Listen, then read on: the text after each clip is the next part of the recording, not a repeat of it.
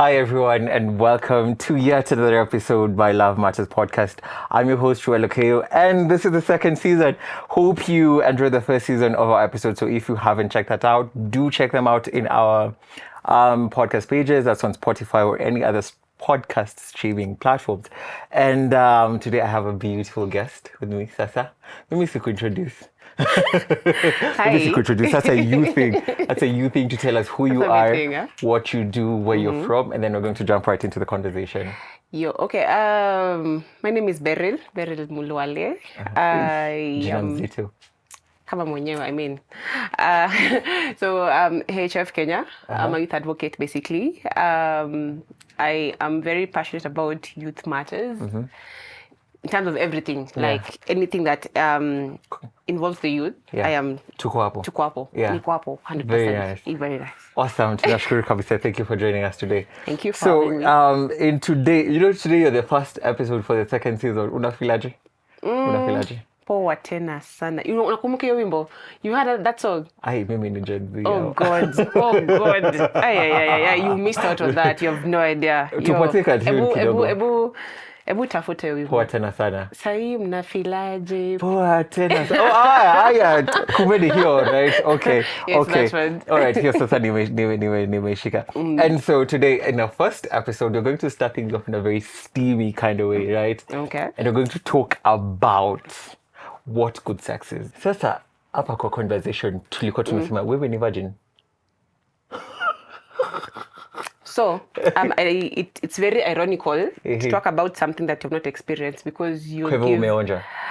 Hey, I mean, na miaka zangu at this point, trust me. I am very sure that on a scale of 1 to 10, from even 15, 15 years. What was your first sexual experience? It was very fast. Ilikuwa quick. It was very fast, and I remember after that experience, I became so paranoid. And like I didn't know the dynamics about sex at that time. So I didn't know there's foreplay. I didn't know, You got to dress. So me, I'm like, after kissing you guys, you get down to the deed. Kwani mnangoja? Then me, I'm like, I'm not feeling anything. You're hyping. Mlikuwa mna hype nini. And I remember it was very, very quick. It took less than even 2 minutes. I think. Na muliona saa hizo nyinyi ni wale watu like we done it. Well, me I was like God. Nisamehe, please. And then I became paranoid afterward because I don't know, like I thought that after sex that automatically you'll get pregnant. Regardless whether you used protection or not. So me, the first thing I was like, I think I'm a mother. Me, motherhood, I come. So, munisonge. So I was so paranoid to a point where I told him, don't ever talk to me again. And I was going back to, actually that was my first boyfriend I had, and I really loved him. Nice. First love. It was, Kewendo ni kitu tamu. Anyway, so, knowing that, the first experience na saizi uko expert level. Expert levels. We are trying. Sasa wewe mali uko expert yako unajua si expert yangu. So your expert level, what is, like, how can you define what good sex is? First of all, I feel like there should be a connection. For me personally, if I don't have a connection with someone, I can't even get wet. Like, honestly. But if there is that, even no matter how slight the connection is, yes. Then also the guy should be, I'm not trying to have sex with a saint. At this point, I believe that. At this point, I feel like you ought to have experience. Please, mistreat me. Mishandle me. Throw me. Haishi. Aina last scene. So do what you have to do to make me happy, And I feel like it's a two-way thing. It's just not one person participating, We both have different experiences, and there's a way maybe this person likes having sex, or the way this person likes having sex. So for me, foreplay is a must. That one is mimi hapana sijui ati kuna hii mimi mwenye nasemanga ati wewe kuja kama ushajidara. Mimi hiyo. Tuanzie basics, tuanzie foundation tukibuild nyumba, alright? So as you're building the house, of course now things now build the momentum and there's mume kufungana eyes to eyes, breath to breath, like skin to skin contact. Okay. Yeah. Yeah. Because I think you find that in Nairobi, you know when you're talking about connection, mimi sijui kama kuna kitu cha connection Nairobi, because sometimes you find people we're in a club setting or a hype kind of setting, and then pale nimekuona, I see you, tuko kwa washroom, then things just boom, like what's in the happen? Which kind of wahala be this? Hey, that is wahala. Yeah, that is wahala. Because I feel like, okay, at that time, of course, now I feel there's a catalyst to that. So there's alcohol involved as well, you know? Yeah. And I feel with that, for me, I can't enjoy that. Because I feel... sorry to cut you short, but that's what people tend to enjoy. Oftentimes, like they say, I need to be high, I need to maybe have drugs, foreign things, some foreign things to be able to enjoy sex, which is not quite right, because I actually also saw a meme. You know, we live in a world that's full of memes, right? And he meme ilikuwa imesema, this man and this woman got drunk, and so they went together and had sex, and now the woman said the man raped her, right? Yeah. So I'm like, was sex one-sided? Was it one-sided, right? So, also tending to look at that and look at it from that perspective. Does it tend to seem like drug-induced intercourse is something that young people are doing at this point, and it's dangerous, but to them it's quote-unquote fun? Me actually did chukeyo jina fun squeeze.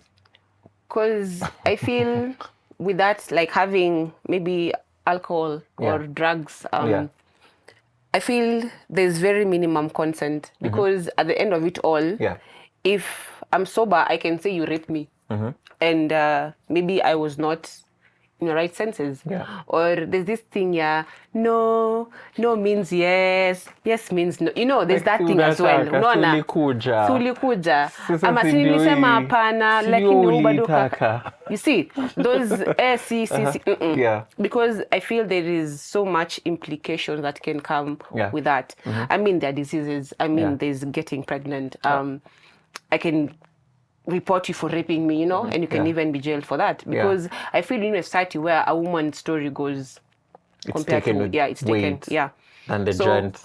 With having that maybe this club setting, you've gone out, I won't lie, I've done that before. That was way back when I was to experience it. I mean, you could have fun.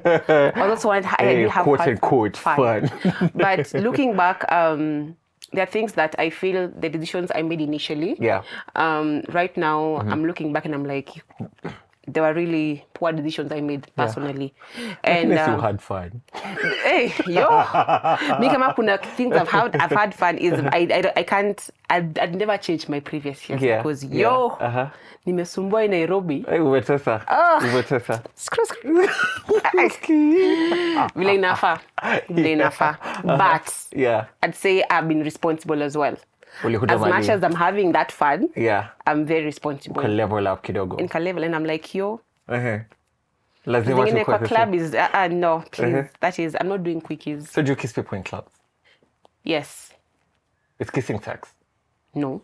Why? That's just kissing. You're just interlocking lips. See, to exchange fluids. What's the most serious disease or virus that a saliva? Okay, I know there is something about what this thing called is it hepatitis? Yeah, there's a hepatitis that can be spread even through kissing, any body fluid like sweat. And I'm very cautious when I'm dancing with someone in the club. Come sweat, please. Sweat huko. Maybe sasa unajua vile club kwanza za Kenya, it's mostly I don't go to clubs, but the number of times I've been there. Kenyan clubs ni kama crusades. Well, definitely everyone will be sweating. You have to sweat. But mimi kusweat ya uko. And I'm very cautious, by the way. If I'm not going to do the club, I'm not dancing with you. Yeah. Because I had that story that whatever. I don't know if it's true or not. Let me not also give some false information about, but I heard about it. Yeah. And I'm very cautious. Yeah. So even when I'm kissing someone in the club, I'll blame it on alcohol to begin with, because when I'm sober, I don't think I can make that point. Tunataka accountability. Nilimukishu nilikuwa ninataka, alikuwa anakaa vizuri, alikuwa na But saa zingine ni you'll kiss someone, sasa hiyo anakaa vizuri because of course you're visually impaired. Stima ikikuja yo ulikiss simple boy, no offense, but unaangalia like, hey, was it really necessary? Was it really a must? Blame it on the alcohol. I'm like, it was alcohol. I knew it was because me in my right senses. Yeah. So yeah, as in kissing, it happens. But I'd say the younger me, it was a fun, if I go out and if I can kiss this guy, I kiss this guy, I have stories to tell people, you know. But I don't kiss anyone. I'm like, I didn't even get on in the club. Like, I wasn't attractive enough for them could even kiss me. So self-esteem issues come into play. Yes, at some point. Because like, I'd go out, I'd see people like kissing, even my friends probably at times. Yeah. I'm like, kwani mimi nakaaje? Vile unataka. Kwani nakaa vile nataka. Alafu, you'll find that there times, even like previously, when I go out with sweatpants, and you're just looking like, looking like weapons fashioned against you. You don't even care anything about this world. I'll get a lot of men approaching me. Lakini ile siku nimedunga. Umepiga outfit. Ni kama luku imenikosea. No one. Hata mtu andudhi yao. Baka nashanga kwani? Hata mtu andudhi hajasema madam. Baka ndio kwani basi na kwani give sweatpants basi, because clearly this is yeah, sweatpants ni kama, but unajua sweatpants in accentuates the bodies. But if I'm sweatpants na bodycon, gani ina accentuate the body mostly? Okay, bodycon. Exactly. Yeah. Na nimevaa bodycon. Ama inafanya tu like, if you can't change where you are, change where you are. You get it? If you don't get it, forget about it. But it's true. But I feel like nowadays, there's this aspect here. You'll go out. Yeah. And you'll want to find a man. Or nowadays, like, men have normalized this concept too. Like, if I go out, I get a lady, I buy her a drink, I have to sleep with her. Gents in the studio, munasema aje? I have to sleep with her. Lazima alip. Hakuna kitu free, lazima atalipia. Yeah. Right? So, you've gone out, wewe, and pia as tunajua. Ako kapesa uma. Basi simsinunue, basi didai. Ako kapesa uma. Wacha nitete tu gents kidogo. Okay, si lazima tukule, but ako kapesa uma. Like, ningenunua mafuta na hiyo pesa. No, honestly, if you're going out and you're going to meet beautiful women. Very beautiful. As in baka tu mwenyewe, you're a lady, but kuna mwenyewe like, where? Uliumbwa hii dunia. Then, of course, a man, you'll get mesmerized, you know? Exactly. And you'll be like, you know, what can I buy you a drink? Conversation hapa na pale. Yeah. Simbaya. Yeah. And yes, you can buy me a drink, yes. But why is it that after you buy me a drink, now you feel obligated, or you feel that I have to take you home? And if I refuse to that, you start now getting all angry. Like, why? Next time mrudishia pesa yake, umwambie shika pesa yako ndio kama ndio nakuuma. Because I didn't ask you to buy for me drinks. Ulisikia nilimlia drinks mwenyewe. Nilikuja hapa nikijua nakuja kununua drinks zangu. Yeah. Wewe kama ulikuwa umenibajetia, tumia budget yako vizuri. Ulikuwa umenibajetia, tumia budget yako vizuri, you go home. And you know, also with coming to look at that, I think also when it comes down to the aspect of great sex, that's sex that feels obligated. So you're not even in a position to actually enjoy it because this also goes to unajua design. I know when she says this, she will hate me. And I'm so sorry. I'm really sorry. But there's a time I had a lady friend of mine where we went out. So it was me. I was the only single person there. Like it was being the fifth wheel. Like I was a fifth wheel. huyu na mtu wake, huyu na mtu wake, and then there's me, right? Mimi was the fifth wheel. Hiyo zone ni mpya. Right. So, this lady, because it was her birthday, and this gent financed everything, like it was outside Nairobi. Sasa unajua hapo mafuta kwanza ishatumika. We had like 2 cars. The resort where we slept, everything. It was this gent who was footing for everything. So this babes of mine, in the morning she's like, we jana usiku nimepambana. I'm like, the hell you mean nimepambana? Like, so this really have to kupeana. And I was like, why did you do that? Because, you know, she again went on to say, like, you know, this gent has footed for this bill. It's my birthday. Yes, I understand that. But then I told her, like, were you obligated to do it? She was like, yes, I felt obligated because of everything that she's done. So looking at it from that perspective, and getting to see where you coming from with a nightclub, mimi hadi I'm like, imagine, as much as we all about happiness over everything, pesa yako ni tamu tu ya kukula tu vizuri. Because I mean, let me be biased because obligated sex feels really terrible. Yeah, you don't even get to enjoy it. You don't enjoy it even one, because I'm like, maliza story, mi nataka kwenda bana, harakisha, like, and your mind won't even be there. By the way, your mind is just on the fact that what time is it going to come? Yeah, because once it comes to that, the first time now, that's it. Exactly. And you know, also now when we're talking about this, and we're talking about obligated sex, there's this thing that people nowadays, Nairobi babes, are you a size kind of girl? Like, do you think that size matters? Oh, definitely. Size matters. I'm not going to waste my sins. Yawa. What size matters? Sasa hawa wenye waliumbwa hivi na ni kazi ya Mungu. Kazi ya Mungu ina makosa. Kazi ya Mungu ina makosa. Hata sisi pia tumeumbwa na Mungu, and that's, I think he put that taste in us. So si makosa yetu. Tafuta size. Because I'm looking at it from the perspective of, you know, everyone wants 6 inches, 7 inch. What happened to the guys with 3 inches, man? You know, guys, I mean, and you know, putting it from that perspective. Also, when it comes to ladies as well, you know, there are those who are, you know, heavily endowed, especially when it comes to body features.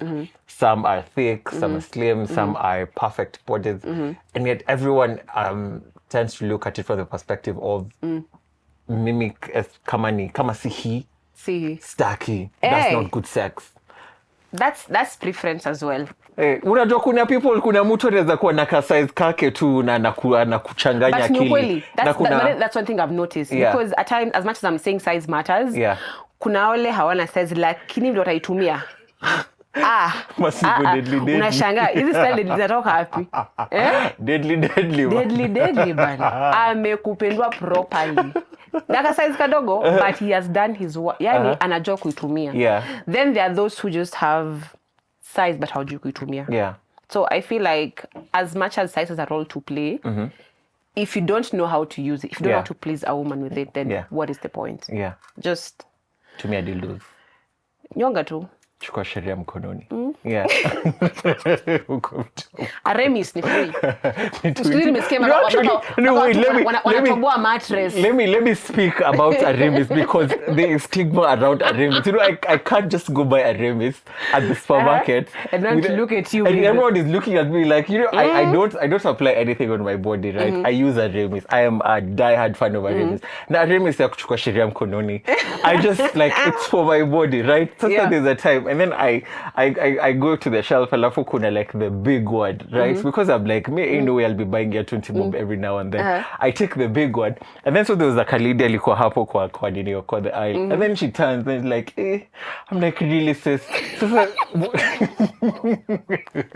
And yet tumembarasa Aremis. Tuache stigma ya Aremis. Like Aremis ni mafuta kujipaka kwa mwili. This skin. Even you guys use lotions. Well. Utatumia niva yako ya 380 bob kuchukua sheria mkononi. Hey, the guys who do that, like, I mean, wako na pesa. No, they feel it's more smoother. Ina dissolve haraka kwa mkono. But okay, I know it's not right to use lotion, right? But at the end of the day, you know, when you gotta go, you gotta go. You know?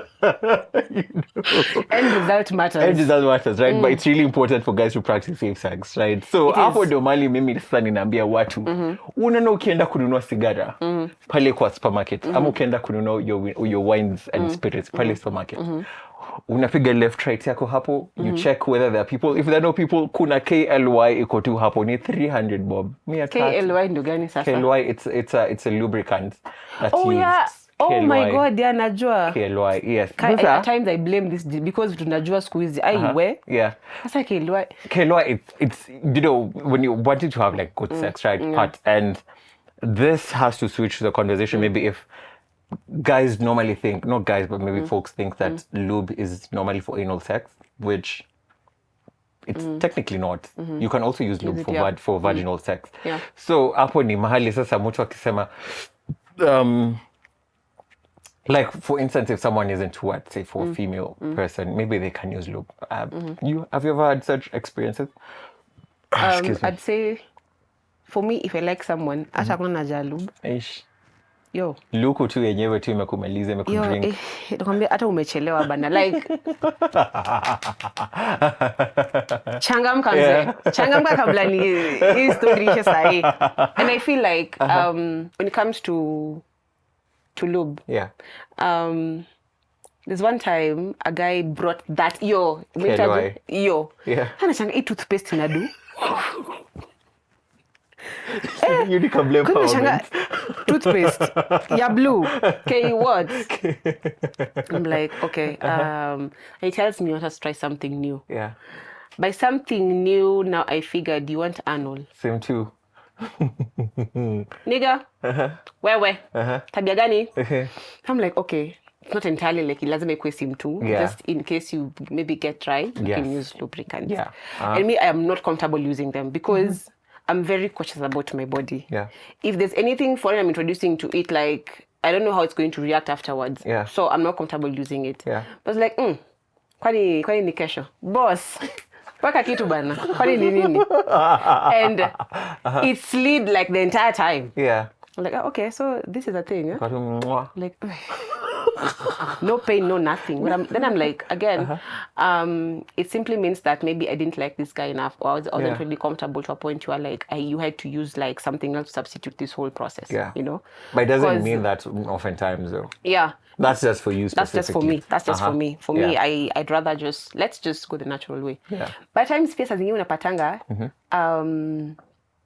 for me it varies. Yeah. Sometimes I'm really in the mood like, jamani, mpaka I'm like shetani. Una waste masaa. Like why do you want me to commit sin willingly? I know, but mbona unanitempt hivi? Yeah. And then come the time I'm just like, I'm just not feeling. After come as like someone now, like I really like someone more. Now don't us now to engage in having sex. And I'm like, yes, we'll have the foreplay and all that, but I'll not get wet. Yeah. I won't. I won't get wet. Yeah. And so I think that's the point where you can also withdraw consent from the conversation. But imagine bado si drawing consent, bado nashanga shida yangu inakuanga hivi. Twende tu. Tushafika. Ni kama uko kwa basi ni katikati unafika Mombasa. Like trip ni refu. The rest unakapa mtoto ende. Wewe twende tufike Mombasa tu. Lakini muhimu msimame mtitwande kwanza mkule. Refreshment. Au stretch miguu kidogo. Sasa hapo ndio mahali unaweza withdraw consent, unasema sasa acha tu relax kidogo. To Netflix alafu hiyo scene ikifika. I imagine but if honestly with me if it's one time it's one time. Me hata relax mara Netflix and one time. That's it. Maliza uvae nguo twende home. Tuna shughuli zingine please. Enda kwako mimi. Ama niende kwetu. Can work either way. Maybe this might be a little bit too much, but I guess everything else has gone for too much to be too much. Tell that one time you had like this is what maybe good sex felt like. Like ulisikia kidogo ukachukue loan mkanunue shamba. Sasa ningekuwa nimenunua mashamba nilikuwa napata na loan sharks kunje na mad banks, because I feel like the one time like I really felt I had good sex. Was this guy I think we just met on Instagram. Then we just began talking. See what Instagram is doing for other What people. Instagram are you What's using? my Instagram? So this guy's like, do you want to come? As it just, after talking for some time and now things get erotic, I'm like, okay, this guy asked me not to come over for a massage. Of course, I knew it's just not going to be a massage entirely. But umeharibu jina massage. I can't just say I'm going to have a massage in peace. Mutajua tu naenda kukula na kukulwa. So like, pin location. But I didn't even ask for like nothing, just pin location. I'll come. Yeah. So I went and I'd say like I had the best head like I've ever gotten in my entire life. Like I felt my legs were curling. Yeah. And the world was just, I don't know. Just from head alone. Just from head alone. So you had that magic tongue, eh? Yo, hey. Yeah. I was digmatized. And when Amuku fall in love? Apana, we don't fall. Nairobi don't fall in love. Mimi ninatafuta love. Fanya mistake. Fanya mistake. Unless kama sugarcoat your heart with, umeka fully, umeka ile babdoa, ile anambua kali, my friend. Maneno mingi, let the heart do its work. Pumping blood. Hata kuongeza kazi yenye iko. Nairobi ni biashara. Tupu. Piga biashara yako safi, rudi nyumbani. Kama ni kunyanga unanyonga ama ununue. Yeah. Maisha inasonga. But trust me, honestly speaking, having sex with someone you love is really amazing. Yeah. Like you guys can go to whatever extent and you won't have to feel embarrassed about it. And it's just an amazing feeling. Then you cuddle afterwards. Oh. Lala kwenye kifua cha shujaa. Ukisikia girls laughing at you inside his heart. Wewe acha kuchekelea lakini you're enjoying that moment. Kwani ni kesho. Still connection ni muhimu. Connection, yeah, for connection me. Muhimu, yeah. I don't know for others, but for me it makes because it makes everything more enjoyable. And you get to have new experiences. Yeah. You get to even talk during sex. As in it's actually talking during sex really it's really enticing. I mean, tell me what you want. Exactly. Tell me how you feel. There's some sex unaenda amuongea hata fake bus hata kidogo tu like fire just do something. You're just sitting there like a frog. Like uko tu na pump too. Like there's nothing. I think no emotion, no nothing. Like also men, I don't know, you guys like have normalized this thing. Yeah, we can't moan because it's not. It's gay. I can't I can't talk. I can't. And I'm like, do you know how much women? Okay, let me not speak in general, but how much most women, the ones I've interacted with, love men moaning, talking, and I'm like, hey, yes, you're built for this. Yeah, actually, talking during sex is very sexy. It is like it makes the moment like really enticing, You even laugh in the middle. Yeah. Like this is ile kitu about being verbal during sex unichokesha. Oh Lord, I forget my dad is a huge follower of mine and he'll probably see this, but oh well, kinda. One of the things that unilemea kabisa during sex. Na ukitaka unipoteze tu rhythm, tell me to talk dirty. I can't talk dirty. I can't talk dirty during sex. Like sasa nitasema. No. Nitasema. Because there's a time I was getting sex with someone and then this ninja just what I had like said, talk dirty. Threw me off guard. Like kabisa, like because my brain, I'm very, how do I say? I'm very particular about, tasks that I do. So if my brain is already focused on this and this is a line of direction I go to, then you switch me up again. Talk dirty. Talk dirty. Brother, man. You just on the ruler, yeah, but maybe you're still I can't, but I do agree with you, like verbal talk is very, very sexy.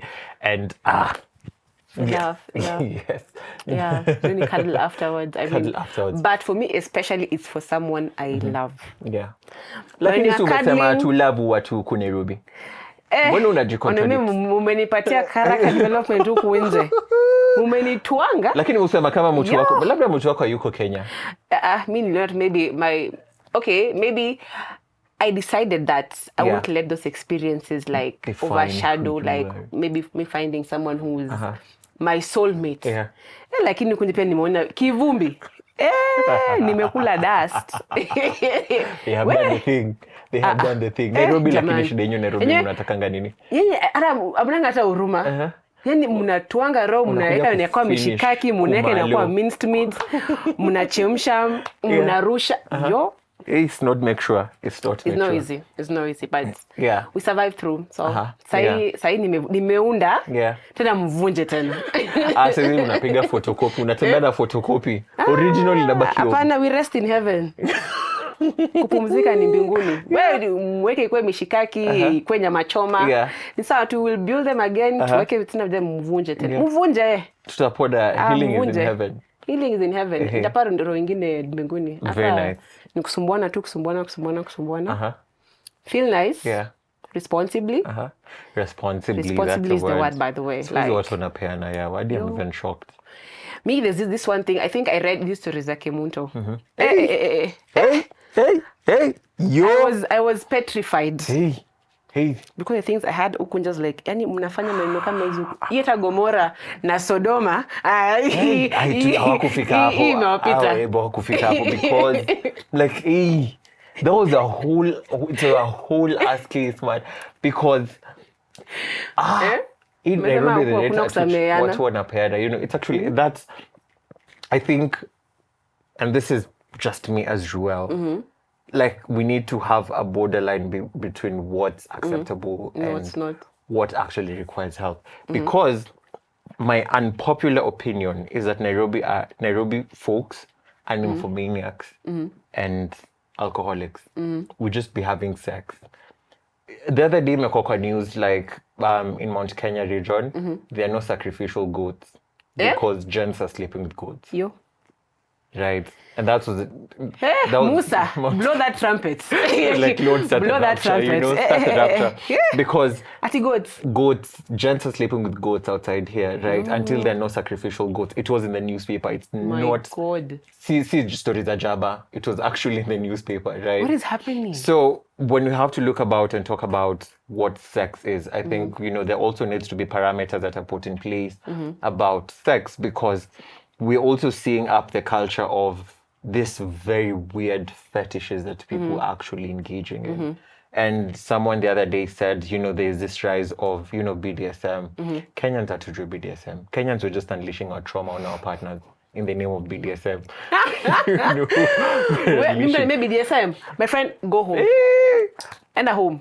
There is that BDSM that's acceptable, right? Nilichapwa shule. I'm traumatized. Nichape tu. Acha kuwekelea BDSM. Exactly. Because this weird fetish that people are engaging at this point, I'm like, nah, imagine we need help. Because there is a way to go about BDSM, right? Yeah. There is a central sort of BDSM. But here in Kenya wanafanya siku hizi, and you know, there's also this thing of is it masochism or something like that, where now people are having sex with objects, right? And I'm all out for sex toys. Like I'm a huge advocate. I own a collection of sex toys. But now when it comes to people having to talk about having various objects, like unajua, there's a day I saw someone, unaanga hizi vitanda za kitambo, you know, right? Using that edge thingy, I'm like, nah, that's not pleasure stimulation, right? That's why I think we need to have parameters put in place about what good and safe sex is, because we are pursuing this pleasure so much that we're now seeing the rise of blue pills. Yeah. Agents tunameza blue pills yawa tunameza blue pills. Nimesema kaende. Let it go. Let it go. Mtu wako 22 anameza blue pill, like the hell. 22 anameza blue pill. Stamina. Right? Nakifika 60. Yawa. Hata fika 60. Well, you know, kazi ya Mungu ina makosa, but you know. There's some things I think even us as just this generation, I think we're just doing things to the extreme. Yeah, exactly. Because 22 blue pill, aje. Right? It like, sucks. It really sucks. Basi go and watch porn. At this point, sasa si kuna yule mtu sitaki kumuita, lakini tunamwitanga Deputy Jesus. Anasema anataka kutufungia hizo sites. But you know, I think we need to also tell our friends and our folks, because I was having a conversation with a friend of mine the other day, and he was telling me how his friend, right, not my friend, but now his friend, was engaging with sex with other female gender. And he was talking really, really boastfully of himself and his achievements and his accomplishments. And now my friend is talking to the lady friends are like, nah, I'm never sleeping with your friend again. And when my friend asks why, like, nah, he's too rough, he's too much, right? And so when now my friend confronted his friend, was like, how do you have sex with these people? It's like, nah, me, I just, hit and run, kuja vile nakuja kama ni dry fry. He doesn't care whether the lady is accepting, whether she's stimulated. For him, it's just about ejaculation and that's it. So I'm like, that's not good sex. That's painful sex, And yeah, hapo najichomea sivi ya kwa kili yake anajua, I'm boasting, yeah. Man, nimecheza na hiyo kitu. But what the ladies are saying is it's completely different. So also I think maybe talking to our friends about how to engage in great sex. I mean, sex is supposed to be enjoyable. See, kama ni uchungu, wacha hiyo story. Hapo ndio sasa communication na bubble inaingia. Unasema unasikiaje sasa? Wacha niache kwa sexual sasa na sina mtu. Mimi sahi at this point the energy nimebashia ni ya bwanangu tu. Ukipata yule mtu anafanya ile kitu. Afanye tu kunje. Asimulete kwako. Mimi because you see one thing I got to realize is women get more attached or get attached quickly to men when they have like constant sex. It has happened to me severally. And I feel at this point staki mchezo. My heart keeps playing with me. Mega tu tunaingia tunatoka. Kidogo tu tunaingia tunatoka. Hapana. Staki mchezo. So sai specifically I guess there's a notion to that. This is a notion. It is a notion. It's like but I tend to believe it's making actual sense. And someone said a similar thing, and he said, this is because sex takes part inside a woman. So for you, it's stronger than how it is for a man. So he even went on to give an example of, you can have sex with me today. And I forget about you completely. Like, nimesahau barely not. Like, for me, it was a hit and run, right? But for you, like 4 years, 5 years down the line, we've never talked. But when you see me in the streets, you're like, yeah, I remember. Because, that part, the connection took part inside of you. So maybe that's why it's heavy or it's deeper for a woman than it is for men. I have no idea. Never had sex with a woman. So I don't know. I can't say. Where? Hiyo nimekataa. Mchezo ni huko nje. Kivumbi. Sitaki kivumbi siku ingine tena. Because I feel like now with that, there's this, maybe you create maybe a barrier, maybe it's a defense mechanism now, whereby you just also want to have this aspect of also hit and run. Because it's now also coming to women. Be like, slept with this guy and that's just it. Like, don't call me, don't, whatever. There is nothing like beyond that afterwards. And it's dangerous as well because I feel like you tap into the masculine energy because like even that femininity you had whereby when you're having sex with a guy, you just feel like a woman, as you're supposed to be feeling like after getting those small attachments, But now you're feeling... Small attachment for 4 years. attachment. Hata ingekuwa ya 7 years. Sorry bas, sawa. Sorry bas. Kwani ujui jokes? Acha nikuwe attached. Kwani ni kesho? Ujui jokes. So those small attachments. I feel it taps into feminine energy because I feel like us women are built to be emotional, and you men, of course, as much as you guys try to to divert from it, it's okay to talk about your emotions and admit to them. But nyinyi ni kina nani? You remain undefeated. I had Rimlilie kwa choo. Right. Tagukulia ni jokes, but we're not advocating that's toxic masculinity, man. It's okay for guys to have emotions as well. But there, for me, if a guy, like a guy who is emotional can talk, even during sex, just shows how much. Have you ever had a guy cry during sex? Apana. Wewe. See, come on. What would you do in that situation? Like a man you're having sex and then a man starts crying. That's very, very creepy. Unalia nini? Like, maybe the coochie is good. Pana. But sex gets emotional at times. Mpaka mtu analia. Yes. Nitakutumia clip lakini ni ya watu wa gender yetu. Yeah. Honestly, it would really come out as weird to me. But again, I wouldn't want to be very judgmental about it. So I'd assume that it's too good you can't take. Yani, inayo, it's heaven sent. You have a fire one. In fire. Fire, baby. Eh? Serious one. Because other than that, I can't explain. Would you continue with the session or would you stop it there? No, my mind will switch. Like my mind will switch. I'll be like, hey, please come. Maliza. My mind is down because I'm like, what did I do? Why are you crying? Like, no, sex gets emotional. It does, but to a point where you start crying. Yes. A guy. Okay, maybe I haven't, but I have seen it happen before. A girl crying is okay. Why is it not a gent? If a gent because cries, you're not used to that. The way you guys exactly, but like, now carry if yourselves about, like men are not supposed to show their emotions. But so when we do show our emotions, then how should it be reciprocated? Because don't overdo it. Maybe the it's fire when it's a fire, and I'm like, okay, deep fine. up in it. If it's something, maybe if you're dating, it's something continuous. But if it's the first time and you start crying, yeah. Vango. No. Because what's that? Well, Apana. Okay, all right, no worries.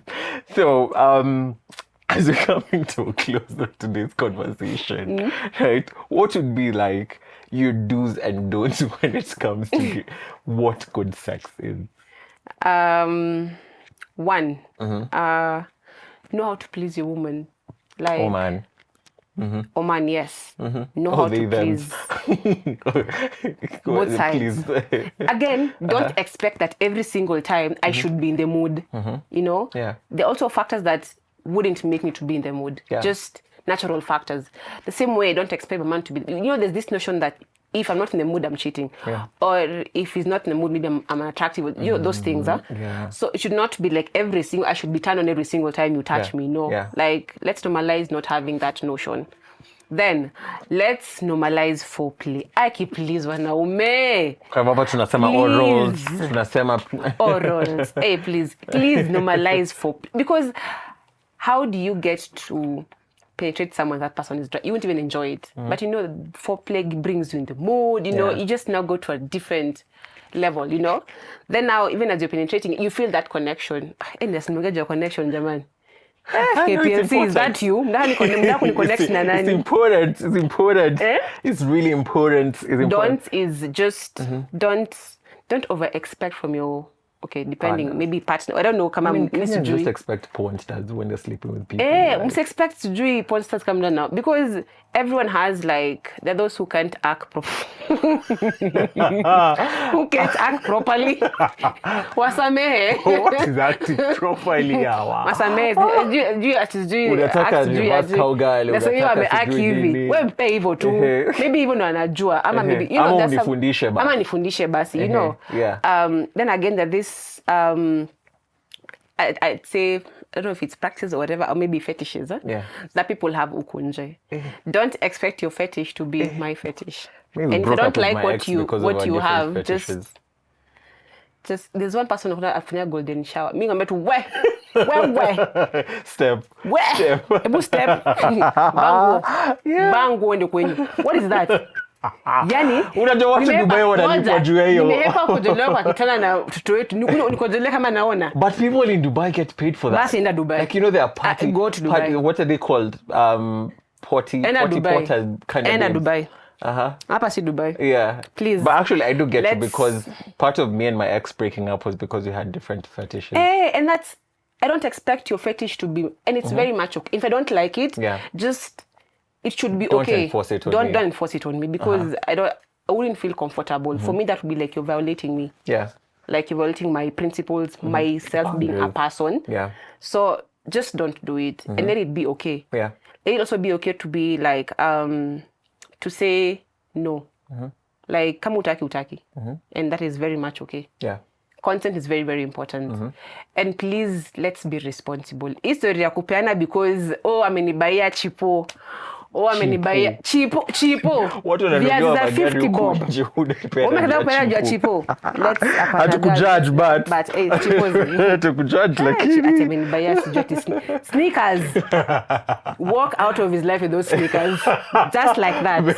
Toka uende na hizo sneakers. Why? So umesikia my ex. Our fetishes are different, but tunaweza try out something else. So if you see this, bado niko single. Anyways. Thank you so much my for, future husband. for coming. You're welcome. Okay, well, you still want a husband, ne? Kunayo. Oh, yeah. Yeah. All right, you talk afterwards. Najua ataona lakini I'm sorry if that was the previous That me. was the old you. That was the old me. The new me. Version 2.0. Imagine akupende jinsi ulivyo.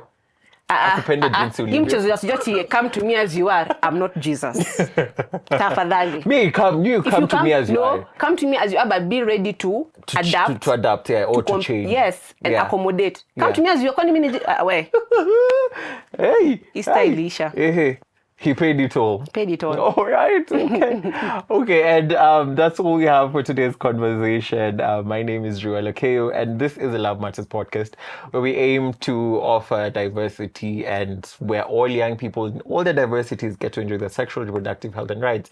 And part of it has to be talking about our sexual experiences and sexual encounters. So until next week, stay tuned, same time, same place. Goodbye, Koheri, adios, and obrigada. Ciao. Love Matters. Open, honest, sex friendly.